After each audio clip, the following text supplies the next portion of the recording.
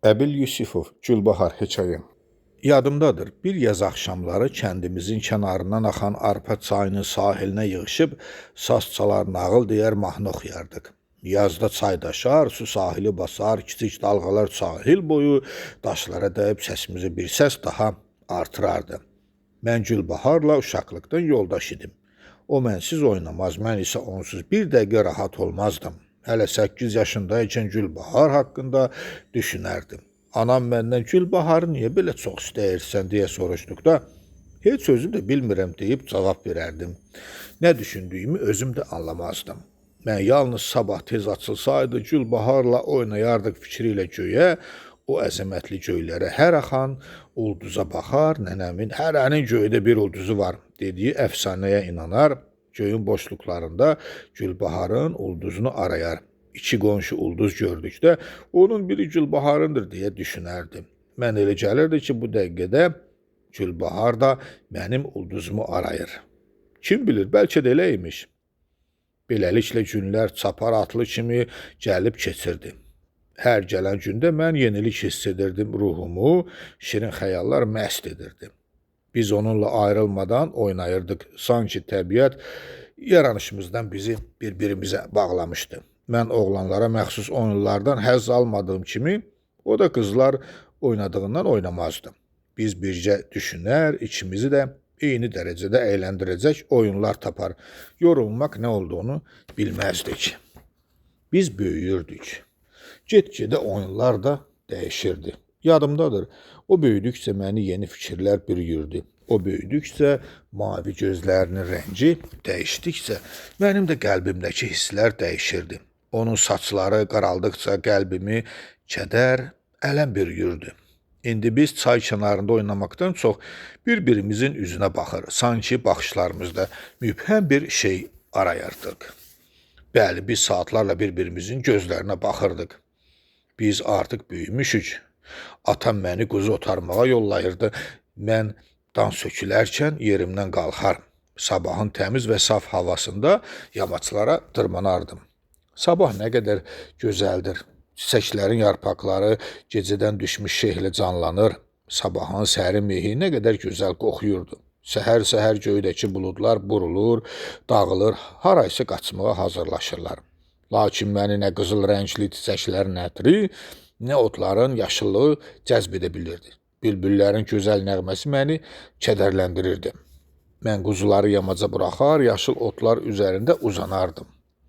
Əncin üfüqlərin saralmış çöhrəsinə baxdıqca qəlbimin çırpıntısı artardı. Mən susar, yalnız baxardım.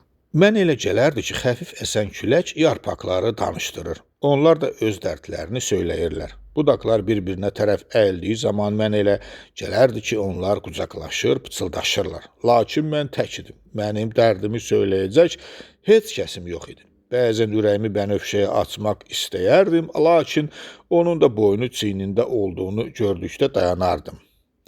Mən elə gələrdi ki, o, bilirəm, lakin nə edə bilərəm deyir. Mən susardım, təbiət nə qədər səslənərdisə, mən də o qədər susardım.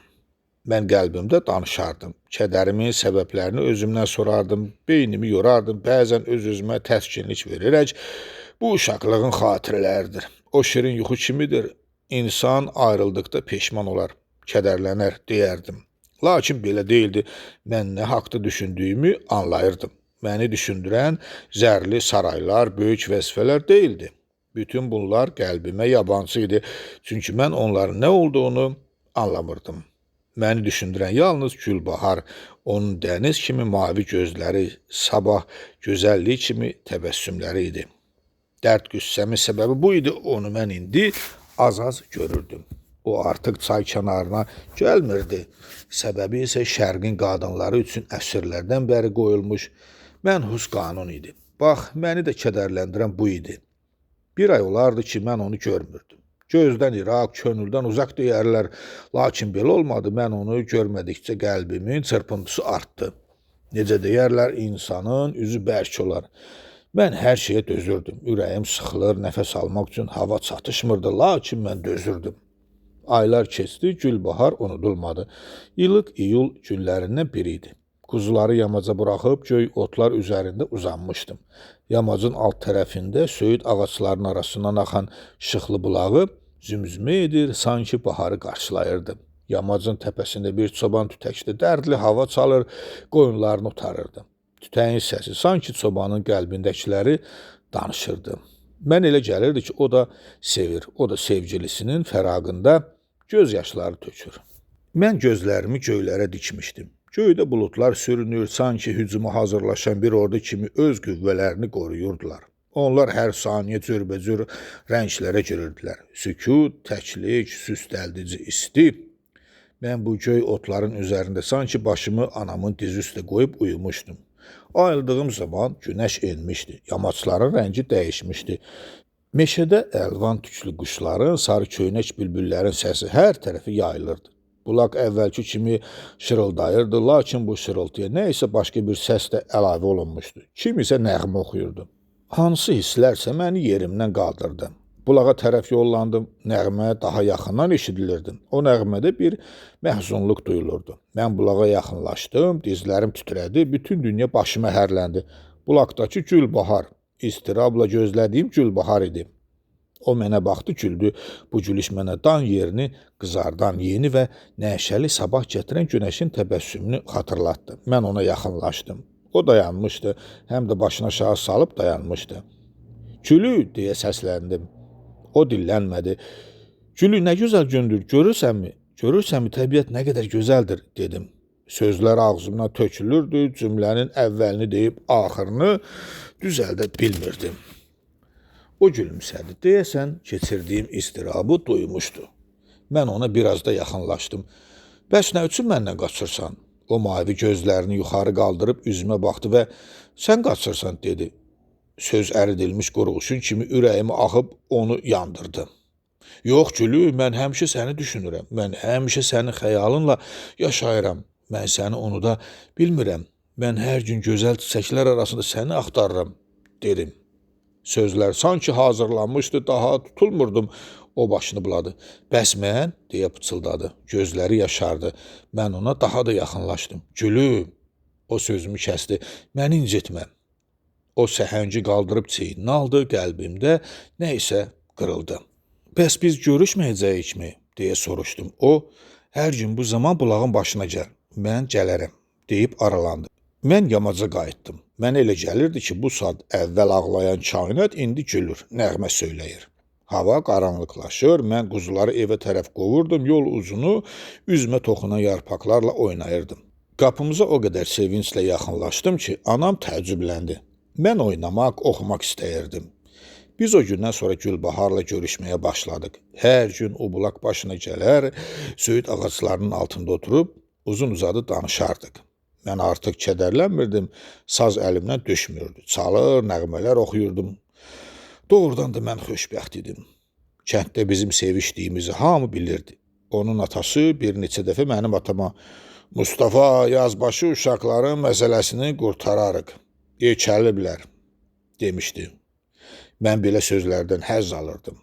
Hər gün anam mənə Gülbahargildən onların ailəsinə yeni və sevindirici xəbərlər verərdi. Qışın son ayı yaxınlaşırdı. Hamı günəşi səbirsizliklə gözləyirdi. Xışlar hazırlanır, torpağın cana gəlməsini gözləyirdilər. Fəsillərin gəlini olan yazın nəfəsi duyulmaqdaydı. Quşlar uzaq ölkələrdən uçmağa, bizi sevindirməyə, Gülbahar ilə mənim toyuma gəlməyə hazırlaşırdılar. Biz Gülbaharla yenə bulaq başında görüşürdük. Xoşbəxtlik həmişə davam edərmi? Yeni hadisələr baş verdi. Yadilli bolşeviklər bizi azad etmək üçün gəlmişdilər. Bəli, bir dəstə də ayağı çarıqlı əskər bizim kəndə gəldi. Hələ biz onları qarşıladıq da. Yadımdadır, bir nəfər də nitq söylədi. Onlar gələndən sonra kəndimiz dəyişdi. Axşam qaş qaralandan sonra bayıra çıxmaq mümkün olmadı. Qızlar acgöz əskərlərə görünməmək üçün evdə oturmalı olurdular.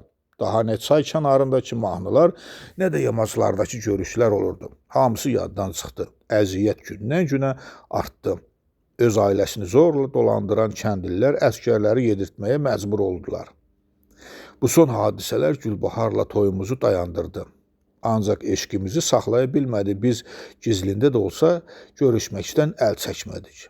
Yay gəlmişdi, hava isti və sakit idi. Arabir cırcıramaların səsi bu sakitliyi pozurdu.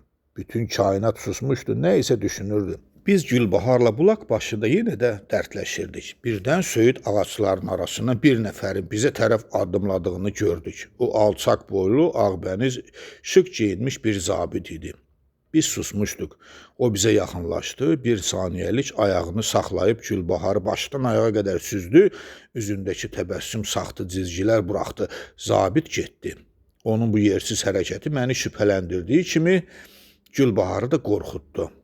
O saraldı, başını aşağı salıb, o həmişə məni izləyir, dedi. Mən, qorxma Gülbahar, bizi bir-birimizdən o uca dağlar belə ayıra bilməz, dedim. O bizim qonşuda olur. Hər gün qonşunun artırmasına çıxıb mənə baxır, gülür, əlləri ilə işarələr edir. Qız danışdıqca titrəyirdi. Mən ona təsəlli verərək, qorxma Gülü, yaxında toy edərik, zabit isə gedərcidir, dedim. O gülümsədi, lakin bu gülüş çox sürmədi, yenə rəngi tutuldu. Yox, gəl bu kənddən çıxıb gedək, dedi. Mən dedim, hara Gülbahar, biz elimizi obamızı nə üçün buraxaq? Yox, səni qorxulu fikirlər almasın, heç nə olmaz. Bir də mən ölməmişəm ki. Elə bil, bir əl Gülbaharı tutub boğurdu, o mənim qarşımda dayanıb başını aşağı salmışdı. Mən üzümü onun saçlarına dayayıb əllərimlə uzun hörüklərini oynadırdım. Qara saçları ənbər qoxusu verirdi. Qaş qaralırdı, biz ayrıldıq. Bəli, Gülbahar məndən ayrıldı. Sabah anam, uşaq yorğundur, qoy biraz yatsın, deyib vaxtında məni oyatmamışdı. Günəş pəncərədən üstümə düşüncəyə qədər yatmışdım. Birdən ayıldım, geyinib bayıra çıxdım. Atam eyvanda divara söykənib deyinirdi. Haradan verəcəyim? Axı mənim o qədər taxılım haradadır? Anam başını aşağı salıb göz yaşı axıdırdı. Mən atama yaxınlaşıb soruşdum. Nə olub dədəm? O çubuğunu dodaqları arasından alıb dedi. Daha nə olacaq? O zabitdir, nədir? Çağırıb 100 put taxıl istəyir. Hələ üstəlik atanamı da qəbirdən çıxartdı. Eyvan başıma hərləndi. Hələ biz ömrümüzdə 100 put taxıl üzü görməmişik. Mən üzümü atama tutaraq soruşdum. Bəs sən nə dedin? Atam hirslə cavab verdi. Nə deyəcəyim? Məgər sözə qulaq asır? Ver, filan oğlu, filan, deyib bağırır. Bir mən deyiləm ki, Mustafa kişidən hələ üstəlik 2 öküz də istəyir. Mən ayaq üstə qurumuşdum. Evdən çıxdım. Gedib zabit yaşayan həyətə yaxınlaşdım. Qonşumuz Mürsəli zabitə süd gətirmədiyi üçün həyətdə yerə yıxıb döyürdülər. Yazıq kişi bağırdıqca vururdular. Ağac vurulduqca eyvanda dayanmış zabit gülür, kefi açılırdı. Döymək mərasimi Mürsəl kişinin ürəyi getdikdən sonra qurtardı. Hirs məni boğurdu. Mən zabitə yaxınlaşdım. Ağa, mənim atamdan axmaq hərif, uzun-uzadı danışma, get buradan. Qan beynimə vurdu. Axmaq sənsən deyə üstünə atıldım, tutaşdıq. Səs ucaldı. Əskərlər gəlməsəydi zabiti cücə kimi boğacaqdım. Zabit 50 zopa deyə əmr etdi. Lakin mən fürsət tapdım, əlimi eyvanın divarına qoyub sıçradım. Dalımca neçə güllə atdılar, ancaq mən aralıqdan çıxdım. Atam qonşu kənddə yaşayan xalamgilə getməyi məsləhət gördü, getdim. Məndən sonra zabit atamı döydürər, bütün ailəmizin ümidi olan bir cüt kəlimizi çəkib aparar. Mən gündüzləri xalamgildə gizlənir, gecələr isə meşə yolu ilə öz doğma kəndimizə gəlirdim. Hansı qüvvə isə məni çəkib uzun və vahiməli yollara gətirirdi. Bəli, o qüvvə Gülbaharın eşqi idi, mən onun yolunda çıxılmaz dağlara belə dırmanmağa hazır idim. Hər gün kəndə gəlirdim, lakin Gülbaharı görə bilmirdim. Çünki qapılarına əskər qoyulmuşdu. Qızı anamdan soruşurdum. Anam isə deyirdi, yox bala, görə bilmirəm. Yazıq uşaq evdən bayıra çıxmır. Zabit Mustafaya 15 gün vaxt verib. Əgər buğdanı və öküzləri verməsə, onu astıracaq. Fikir məni götürdü. Gülbaharın atasının halını acıdım.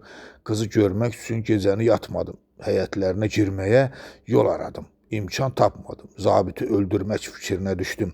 Mümkün olmadı, onun evinin qabağı gözətçisiz olmurdu. Beləcə günlər keçir, Gülbaharı nə görə bilir, nə də xilas edirdim.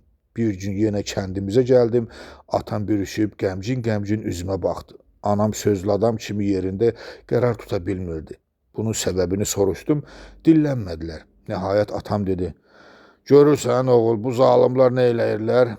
Anam onun sözünü kəsərək dedi, eybi yoxdur, belə canı sağ olsun, Ona ondan yaxşı qız alacağam. Bu sözdən sarsıldım. Ax nə olub? Üzümü anama tutdum. Anam dedi, o haramzada zabiti görüm qanı daşlara çilənsin. O gələn yollara daş töküləydi. Demə buğda istəməkdə dərdi varmış. Gülünü özünə arvad eləmək istəyir. Yazıq kişi nə qədər yalvardısa qulaq asmadı. Bugün zorla kəbin kəstirib özü Mustafa gilə köçüb. Qızı tutdular. Tutulmadı, ağladı, özünü yerdən yerə vurdu. Ancaq nə fayda, yazıq nə etsin? Mən əvvəl heç nə deyə bilmədim. Elə bil dilim tutuldu. Sonra acı-acı. Demək bu gecə Gülünün toyudur deyib qapıdan çıxdım. Özümdə qəribə bir qüvvət hiss edirdim. Mənə elə gəlirdi ki, balaca təkanla bütün bu kainatı uçurmaq mümkündür. Lakin heyhat, mən silahsız, onlar tüfəngli, mən tək, onlar çox. Hirs məni boğur, dərd ürəyimi yeyirdi. Lakin nə edəydim? Çox vurnuxdum, çarə tapa bilmədim. Səhər açıldı, kənddən uzaqlaşmaqdan başqa çarəm qalmadı. Gəlib bulaq başına çıxdım. Dərdimi 4 ay əvvəl Gülü ilə əhd peyma bağlayarkən bizə baxıb gülümsəyən söyüd ağaclarına, şaqraq axan şıxlı bulağına söylədim. 5 ay olardı ki, Gülbaharı görmürdüm. Bu 5 ay mənə 5 il qədər uzun gəlmişdi. Nə qədər onu görmək arzusunu boğmaq istəyirdimsə, əksinə artır və hər axşam məni kəndə tərəf qovurdu. Mən heç olmasa bir dəfə Gülbaharı görmək arzusu ilə kəndə gəlirdim. İntiqam hissi qəlbimi didirdi. Mən zabiti öldürmək fikrindən ayrıla bilmirdim. Lakin o tək gəzmirdi. Bir gün qaş yenicə qaralmağa başlayanda kəndə çatdım. Quşlar hələ də budaqlarda civildəşirdilər. Mən bulağa yaxınlaşdım. Gülbahar su doldururdu. Ürəyimin çırpıntısını özüm eşidirdim. Birdən o məni gördü. Üzünün rəngi qaçdı. Onun gözlərindəki sevinç və oynaqlıq artıq yox idi. Gülbahar qorxurmuş kimi ətrafa baxındı, sanki qaçmaq istəyirdi. Mən Gülbahar deyə pıçıldadım. O, bəli deyə tələsik cavab verdi. Onun həyəcanı artırdı. Mən tez sözə başladım. Gülü, mən sənə rast gəlmək üçün həmişə bura gəlmişəm, ancaq o dinməz dayanmışdı. Sözümdən rəngi daha da ağardı. Biz xoşbəxt ailə üçün həmişə məsləhətləşərdik. Bəs nə oldu? O zalım nə etdi? O hönkürtü ilə ağlamağa başladı. Ağladıqca çiyinləri qalxıb inir, başı titrəyirdi. Bu nədir Gülü? Deyə əlimi onun köksünə tərəf əyilmiş başına şəfəqqətlə çəkdim. Sən ağlayırsan, ağlama Gülü. Biz yenə də evlənə bilərik. O göz yaşları ilə mənə cavab versə də dili danışmırdı. Ağlama Gülü, yoxsa dediyim sözlər səni acıqlandırdı. O hıçqırıqlar arasında, yox elə deyil deyib hönkürtü ilə ağladı. Mən onun saçlarını oxşadım. Bəs nə üçün ağlayırsan? O birdən, hər şey bitdi, artıq mən sənin ola bilmərəm, yox ola bilmərəm deyib hıçqırdı. O səhəngini qaldırdı. Məni tut, mən səni sevirdim, indi də sevirəm, ancaq o ağlaya-ağlaya kəndə yollandı. Mən baxa-baxa qaldım. Gülbahar gözdən itəndə yamaca dırmandım, otlar üzərində uzandım, acı göz yaşları tökməyə başladım. Gülbaharla son görüşümdən sonra heç qərar tuta bilmirdim. Bir gün yenə bulağa yaxınlaşanda orada adamlar gördüm. Hava qaralmağa başladığı üçün onları tanıya bilmədim. Yaxınlaşdım. Hərbi adam olduqlarını ayırd edəndə ehtiyatla irəlilədim. Bir qadınla bir kişi adamlardan kənarda qarşı-qarşıya dayanmışdı. Mən oğrun-oğrun gəlib ağac dalında dayandım. Eşitdiyim sözün təsirindən dizlərim əsdi. Danışan Gülü idi. Qabaqdakı adama deyirdim. Bəs mən, məni... O sözünün dalını deyə bilmədi, ağladı. Onunla yanaşı dayanan adam deyirdi, bilirəm, hamiləsən, mən getməliyəm, sən uşağın adını tapdıq qoya bilərsən. Onu tanıdım, zabit idi, qan başıma vurdu. Üzərinə atılmağa hazırlaşdım, lakin biraz aralı dayanan əskərlər Gülü ağlayırdı. Hıçqırıqlar arasında bu sözlər eşidildi. Bəs nə üçün məni ondan ayırdın? Biz onunla nə qədər səmimi idik? O məni nə qədər sevirdi? Bəs səndə insaf yox idimi? Zabit, insaf deyə ucadan hırıldadı. Bu insan dəllalının gülüşləri qəlbimi parçaladı. Mən artıq heç nə eşitmədim. Aylarkən palçığa batmış, yağışdan islanmışdım. Xalamgilə necə gəldiyimi özüm də bilmirdim. Yalnız gözümü açdığım zaman xalamı başım üstündə ağlayan gördüm. Mən artıq kəndimizə getmirdim. Kəndimizin yanından axıb gələn sulara baxmaq üçün saatlarla çay kənarında oturar, sularla danışardım. Bir aylı gecədə yenə çay kənarına getmişdim. Sular səssizcə axırdı. Hər tərəf duman və qaranlıq idi. Mən Gülbaharla keçirdiyim gecələri, çay kənarında oturub nəğmə dediyim günləri xatırlayırdım. Birdən çayda qara bir şeyin axdığını gördüm. Qaraltı idi. Sonra hörüyə bənzər bir şey göründü. Mən gözlərimə inanmadım. Diqqətlə baxdım. Suyun içərisindən bir əl qalıqdı. Kömək istəyirmiş kimi açıldı, yenə sulara batdı. Mən soyunub çaya tullandım. Axan insan idi. Mən onu çıxartdım. Hara aparım, xalam giləmi? Bəlkə onu öldürmüşlər, bəlkə xalam qorxdu, evə buraxmadı. Ay tala buludun arxasından çıxıb hər yeri zərif nura qərq edəndə mən cənazəyə diqqətlə baxdım. Çaydan tutduğum Gülbahar idi. Aman deyib bağırdım. Nə qədər ağladığımı indi də xatırlaya bilmirəm. Onu bilirəm ki, buz kimi soyumuş Gülbaharın bədənini isti nəfəsimlə qızdırmağa, onu yenidən cana gətirməyə çalışaraq dəhşətlə bağırırdım. Ağalar, sizin bizə gətirdiyiniz səadət budurmu?